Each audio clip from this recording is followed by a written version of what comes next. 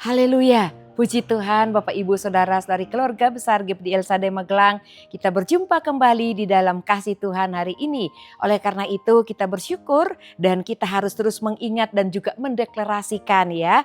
Tema kita dalam tahun ini resilient. Saya tangguh dalam Tuhan. Dan biarlah Tuhan yang terus menjadi kekuatan kita untuk melakukan hal-hal yang menyenangkan hati Tuhan.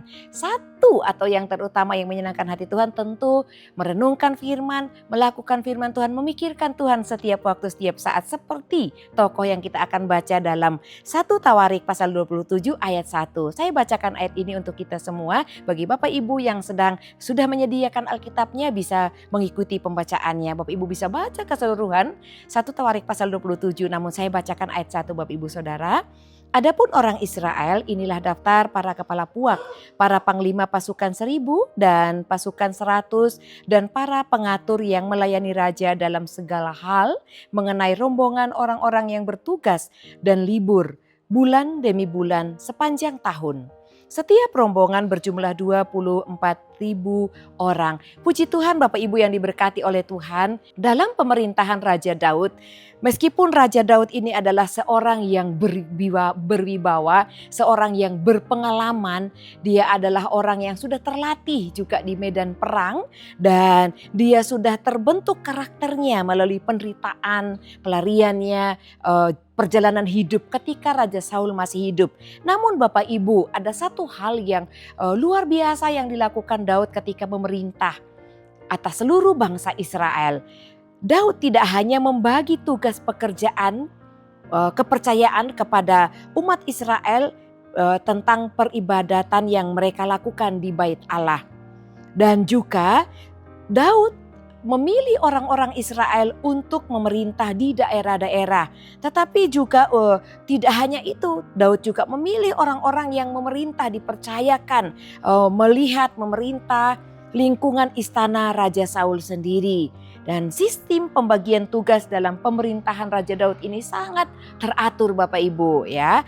Ada 4 bagian yang dilakukan, pembagian yang dipercayakan kepada bangsa Israel oleh Raja Daud. Yang pertama, orang-orang yang bertugas menjaga dan melayani Raja Daud setiap bulannya. Jadi dalam 1 tahun dibagi. 1 bulan ada 1 kelompok atau 1 regu yang terdiri dari 2.000 orang lebih dan dikepalai oleh 1 pemimpin. 24.000 firman Tuhan catat Bapak Ibu ya. Nah, orang-orang ini dicatat dalam ayat 1 sampai ayat 15. Mereka melayani raja bergantian, sebulan kemudian akan diganti lagi dengan 1 pemimpin dan juga dengan rombongannya. Setiap bulan ada 1 pasukan yang berjumlah 24.000 orang yang bertugas untuk melayani raja. Nah, itulah yang terus dilakukan Bapak Ibu Saudara.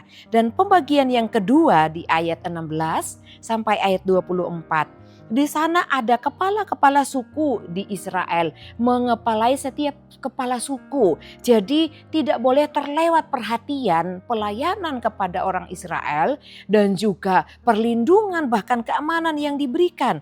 Dan dikatakan ada 13 kelompok termasuk juga suku Lewi, suku Harun di sana disebutkan ya. Mereka adalah orang-orang yang bertugas sebagai kepala dalam setiap suku. Dan pembagian ketiga adalah pengawasan bagi berbagai bidang yang berhubungan dengan kesejahteraan raja sendiri dan seisi istananya. Ya seperti mandor dalam gudang. Kalau sekarang pun ada Bapak Ibu ya, bagi Bapak Ibu yang punya bisnis, punya gudang besar, ada mandor di gudang makanan. Dan juga ada orang-orang yang ditugaskan di kebun-kebun anggur. Ayat 25 sampai 31. Mereka disebut juga pengawas harta milik Raja Daud. Jadi ada kepercayaan-kepercayaan yang diberikan. Termasuk hartanya loh Bapak Ibu Saudara ya. Harta gak cuma dikuasai oleh Daud tapi orang lain boleh tahu hartanya. Artinya ini raja yang benar-benar takut Tuhan. Orang lain kalau punya harta sebisa mungkin kita aja yang tahu kan gitu Bapak Ibu Saudara ya. Tapi tidak demikian kalau kita rendah hati, ya kalau kita punya kekayaan lebih, boleh orang lain itu bisa ikut menghitung, menjaganya seperti apa yang dilakukan oleh Raja Saul. Dan Yang keempat adalah juga ada kepercayaan bagi orang-orang yang menjadi penasehat raja di ayatnya yang terakhir. Ayat 32 dan ayatnya yang ke-33 Bapak Ibu ya. Di sana mereka adalah orang-orang yang ditugaskan, yang dipercayakan untuk memerintah dan sebagai penasehat raja. Luar biasa. Ketika Raja Daud ini memberikan kepercayaan kepada mereka dan mereka melakukan tugas mereka dengan takut akan Tuhan Bapak Ibu. Dan juga disebutkan bahwa sebagai penasehat raja, tentunya Bapak Ibu orang-orang ini bukanlah orang sembarangan.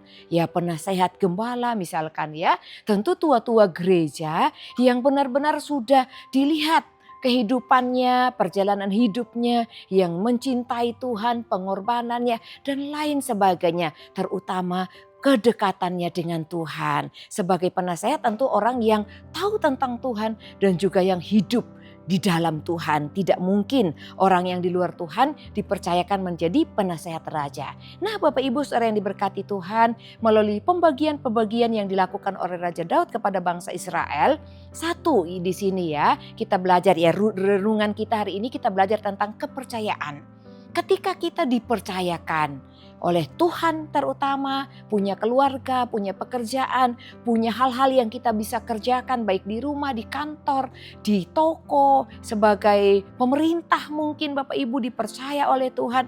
Mari kita juga menjadi orang-orang yang melakukan kepercayaan Tuhan itu kepada kita dengan penuh tanggung jawab. Orang-orang yang terpilih dan yang dipercayakan oleh Raja Daud, mereka melakukan tugas mereka satu dengan penuh takut akan Tuhan. Yang kedua dengan kesetiaan dan penuh tanggung jawab. Kiranya hal-hal demikian juga kita wujudkan dalam kehidupan kita. Mungkin tidak ada orang lihat, apalagi kita tidak melihat Tuhan yang sebenarnya sedang melihat kita. Dan kadang-kadang karena kita tidak menyadari bahwa tidak ada sepasang mata yang juga dilihat oleh mata kita sebagai bukti bahwa ada orang yang melihat kita, kita mungkin kadang melakukan santai, kurang bertanggung jawab, kurang setia. Meskipun kita tahu kita ini adalah kepercayaan dari seseorang di bidang pekerjaan kita masing-masing. Mungkin kita tidak bekerja di luar rumah Bapak Ibu Saudara, di rumah. Tapi itu kepercayaan Tuhan untuk mengelola rumah tangga kita. Mungkin kita juga tidak, mohon maaf, berkeluarga, menikah mungkin. Tapi kita punya rumah, kita punya keluarga, kita punya komunitas. Bahwa hidup kita karena Tuhan itu sudah memberikan kepercayaan untuk kita hidup menjadi berkat. Menjadi dampak dimanapun kita berada. Bukan harus ada orang yang kita pimpin. Oh ada 10 orang anak buah saya. Tidak harus demikian Bapak Ibu Saudara. Artinya pelajaran penting yang kita pelajari dari kehidupan Daud sebagai raja di Israel, memberikan tugas-tugas kepada bangsa Israel. Bapak Ibu, kita mau membawa hidup ini, melakukan segala sesuatu yang Tuhan izinkan untuk kita dapat kerjakan dengan benar di hadapan Tuhan. Orang yang tidak kuat, kadang-kadang orang memiliki banyak alasan. Saya tidak cukup mampu, saya tidak cukup kuat melakukan hal itu. Kenapa dipercayakan kepada saya? Mungkin kekuatan kita, kita melihatnya atau kurang terukur untuk melakukan tanggung jawab yang kita harus kerjakan. Tapi kalau kepercayaan itu datang, mungkin datangnya dari sesama manusia, dari pemimpin kita, dari sesama kita yang mungkin memintai tolong kepada kita. Itu tandanya bahwa Tuhan sedang memampukan kita untuk melakukan hal yang mungkin belum pernah kita lakukan. Oleh karena itu jangan pernah kita merasa berkecil hati ketika melihat hal yang besar yang harus atau patut kita lakukan. Dipercayakan untuk kita kerjakan, kerjakan. Mari kita menyerah kepada Tuhan, mengangkat tangan kepada Tuhan. Tuhan, saya merasa saya tidak cukup kuat atau mampu atau mungkin punya pengetahuan lebih melakukan tugas kita. Biarlah Tuhan yang ambil alih. Bapak Ibu, kalau kita punya kerendahan hati demikian, maka Tuhan yang akan ambil alih. Tuhan yang memampukan kita dan kita akan terheran setelah melakukan. Loh, saya kok bisa ya? Saya ternyata sudah sampai di fase ini ya. Karena Tuhan. Oleh karena itu jangan pernah takut melakukan hal yang baru. Orang yang dipilih Raja Daud bukan orang yang sudah pernah karantina, ya terlatih untuk melakukan hari ini kamu lakukan ini untuk hari esok. Bukan Bapak Ibu. Mereka dipilih karena kepercayaan Tuhan.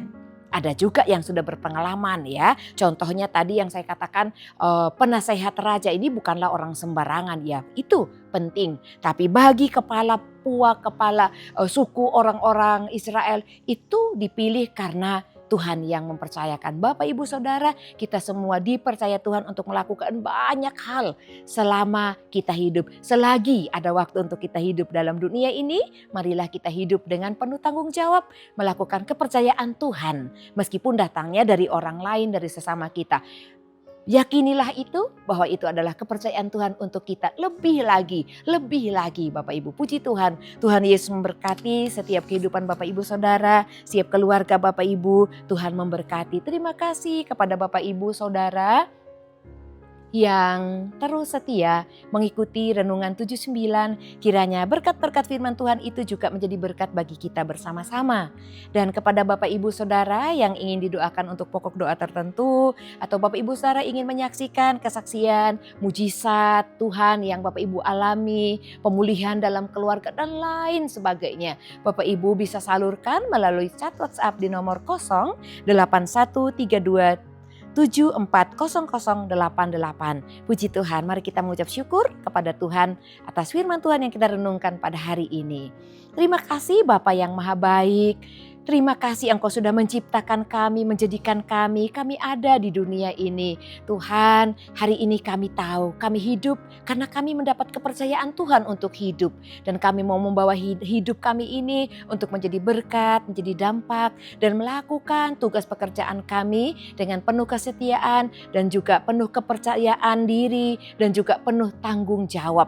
Baik kepada Tuhan dan juga kepada sesama kami. Terima kasih Bapa yang baik, penuhi kami dengan Roh Kudus supaya kami senantiasa menggunakan pedang roh kami dalam melakukan apapun dalam kehidupan kami. Terima kasih Bapa, dalam nama Tuhan Yesus Kristus kami berdoa. Haleluya. Amin.